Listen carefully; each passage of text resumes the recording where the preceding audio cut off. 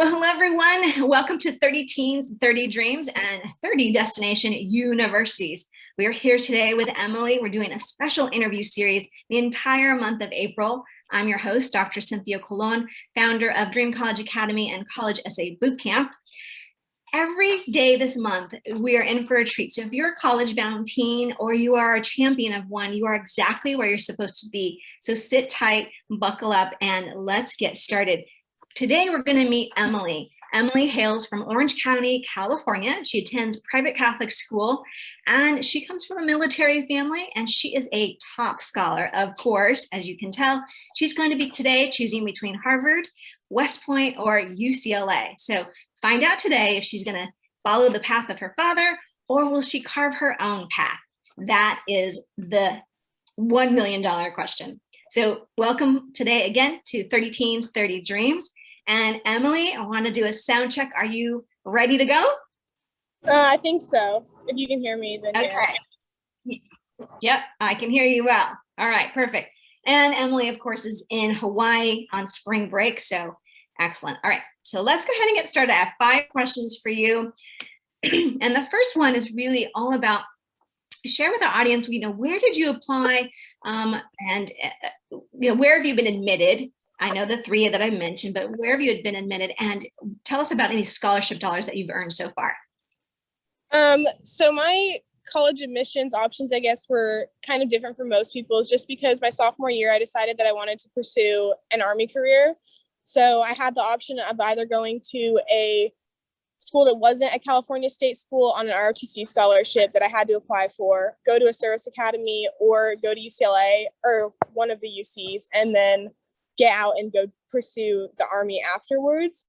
So I guess I started my college admissions process when I started applying to the service academies and to the ROTC scholarship, just because those start so much earlier than regular college admissions. I think I started doing my West Point stuff probably the beginning of my junior year. So you have to kind of be very, very on top of those things, because you have to get a couple nominations from congressmen or senators, and you have to do a lot more essays, and it's just a lot more involved process than the normal college admissions process is. So if that's something you want to pursue, then you definitely have to get on it. If you are a junior already, the deadlines aren't until later, but I would just recommend doing it earlier, because you have your regular college admissions stuff going on your senior year. That's excellent advice. And can you just share with our viewers and listeners, what does ROTC mean, and what kind of scholarship would that mean? Does that cover everything, or what is involved in an ROTC scholarship if you should earn one? Yeah, so there are a bunch of different types of ROTC scholarships. For each branch, they also have their own types. So I applied for Air Force, and then I applied for Army, and I was planning on applying for the Navy, but I actually got the Army one, so I didn't end up filling out that application. I was awarded a 4-year full tuition scholarship for the Army, which is the hardest one to get. And it just covers all my tuition. Room and board is not included. Whereas that's something you have to weigh if you're looking at the service academies, because for the service academies, you don't have to pay anything.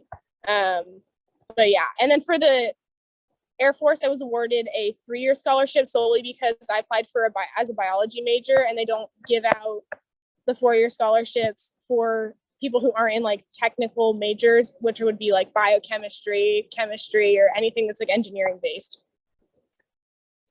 Oh my gosh, excellent.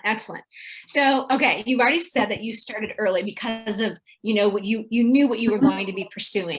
What are some other things that you did right along your journey? And correct me if I'm wrong, I feel like I had a conversation. I think I met your mom when you were a sophomore, and you were already studying and prepping for the SAT or ACT or both. Is that correct? What are some other things that you would recommend academically? I know you took a pretty rigorous curriculum, so share a little bit about that. Yeah, so I took the ACT for the first time the end of my sophomore year. I got like in the average of the Ivy Leagues, and then I was planning on retaking at the end of junior year. Obviously with COVID, that didn't end up happening. And then I got a 4.8 GPA, and I took like mostly honors AP classes. I take Chinese. But I think that what got me in more so would have been my extracurriculars, just because like varsity athlete, captain of everything that I've been involved in. I represented my school at Girls State. So if you're interested in like civic leadership, I would recommend reaching out to your counselor and asking them about that. I have my Girl Scout Gold Award, 500 service hours, and like I'm the vice president of the Chinese National Society, vice president of the Chinese Tutoring Club. I have my own club that corresponds to my Gold Award. So just be involved in everything and try to take on as many leadership roles as possible, because there are other ones in addition to what I have going on that I didn't list. And I feel like it just kind of creates a well-rounded profile. One of the things I talk about is having one of those, like being the captain or being editor-in-chief or student body president, or Girl Scout Gold Award. And it sounds like you have two of those things. You were not only captain of your team. And remind me, what sport did you play in high school? Yeah, so I play soccer, and then I'm on the varsity girls soccer team for Mater Dei. I was captain of the JV team my sophomore year, and then I also am on club, and I was the captain of that team for 5 years. So. Yeah, such a rock star, I know. And then share, there are a number of Girl Scout Gold Award students that we'll be actually interviewing this month. So share a little bit about what your project was for your Gold Award, because that's always something that I get asked, what should I do? So go ahead. Yeah, so both my parents are in law enforcement, and so I kind of wanted to focus on safety within the community. And so I noticed that a lot of kids who were around me were starting to drive, but they didn't necessarily understand basic auto mechanics or have safe driving habits, I guess. So I started a program at my school that kind of focuses on that, and then it reached out to other schools beyond just the realm of my school, and I created an educational program. Awesome. So good. So good. Okay. I'm telling you, obviously you can see, if you're watching and listening, you can see all the things that are involved. It's not just about the AQs, the academic qualities, your grades, your GPA, and your rigor of your curriculum. That is a given for almost anyone applying to West Point, Harvard, and UCLA. Those are that gives you the luxury of being able to apply. What Emilie is talking about are all of the extra leadership and personal qualities that she was so consistent in doing all throughout her years. So good. If you haven't written those golden nuggets down, do write them down. Okay, so we kind of talked about, but your coolness, we talk about this in terms of your coolness factor, but it does sound like you've mentioned all the leadership pieces, but specifically you had your heart set on, and you got this Army ROTC scholarship. So now take us to, before we get to reveal where you're going, take us to any regrets that you have, because it sounds like anyone listening is going, oh gosh, she's perfect. Of course she got into these top schools. But is there any regret looking back now? Is there any advice you would give? Yeah, so obviously I don't really know how to explain it. You have to focus on your academics. They're extremely important. You have to take the hard classes. You have to meet all of the boxes. But I would definitely say that going through this process has taught me that academics are very important. They aren't everything. You go online and you see, oh, I had a 36 ACT score. I had this perfect GPA. Yes, my grades are extremely good, but there are kids in my high school, because I go to a very prestigious academic high school, that have a 5.0 GPA versus a 4.8. There are kids there who have stronger academics, but they don't have the extracurricular things. And when you're applying to these colleges that are so hard to get into, you have to have other things to set you apart, because every single person applying has those academic qualifications. So I'd say don't stress too much if you get 1B and you're looking at going to an Ivy League. Focus more on the things that you're passionate about, and it will all work out for how it's supposed to. Awesome. Okay, we're getting close to the reveal, but share the story. I know, so people might be wondering why and how did you get interested in the service academies and pursue this type of scholarship? So one of the things I loved when I first met you is the history of your family in the military. So just share a bit about your personal family. Yeah, so I come from a military family. I mean, we're in Hawaii right now, but we came here because my dad used to be stationed here. And so we have family friends to see and things like that. But my dad was in the Army for 27 years. My grandparents on both sides were in the military. All of my uncles have been. So I'm the first female to pursue it, but it's definitely a family tradition, and we'll see how it works out. I love that you're going to be the first female in your family to pursue this. This is so exciting. That's what I felt from the time that you and I finally met. I'd met your mom before, but when we met, I loved that you were going to be the first female in your family. So I'm super proud of you. As I'm sure your parents are. Okay, so we're gonna do the reveal. I'm gonna ask you to share, and then we can see your family. And then after you reveal where you've chosen, you can tell us why you chose it to chose that school. Okay, so okay, drum roll, please. Tell the world where you're headed to this fall, Emilie. Next year, I'll be attending Harvard on a 4-year ROTC scholarship. So. All right, fantastic. Oh, there's Dad. Dad, I don't think we've ever met. Okay, so I got my little red. This is as close as I could come. So congratulations. So Mom and Dad, what do you have to say? You must be so proud. Oh, we're so proud of Emilie. She's worked very hard and well-deserving, and we appreciated your help, and good things for her to come.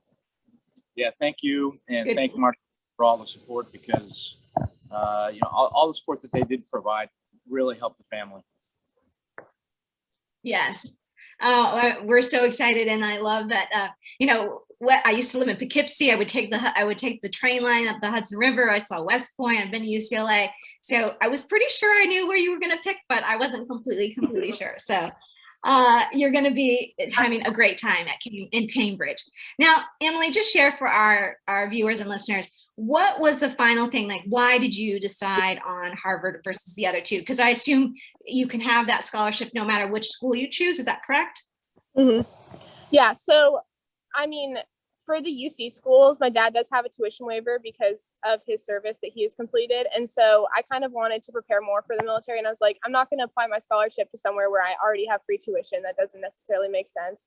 And I kind of wanted to leave California. So I was like, okay, that UCLA is out. And then I was between West Point and Harvard, because West Point is obviously like an amazing academic, athletic institution. It's going to prepare you for everything to come in the future.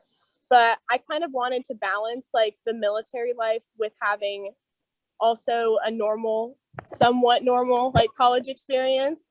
So I kind of went with, obviously Harvard, like amazing. That was my top choice. It's been my dream school since I was 8 years old. So I ultimately decided to go there. Well, dreams do really come true. And, I forgot to mention, so this is obviously April 4th, and all of the Ivy League decisions come out April 7th. So some people might be wondering, wait, how does she know? So I forgot to mention, Emilie applied early action single choice. And Emilie, do you want to explain what that means for our viewers? Yeah. So when you apply early action single choice, I believe it's for private schools, then you get to pick one private school that you're going to apply to early. And those ones, I think it was December 17th that it came out.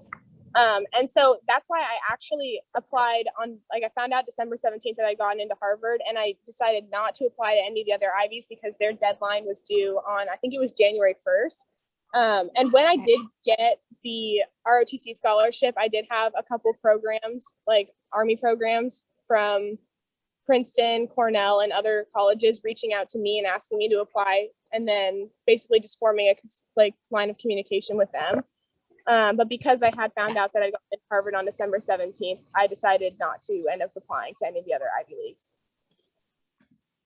Well, I'm sure so many people are thankful that you were gracious enough to not put in a hat in the ring for the others, because that probably opened up a spot for somebody else.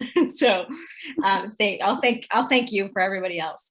Hold tight. We're going to wave goodbye, but let me just do a real quick wrap up here for our viewers and watchers.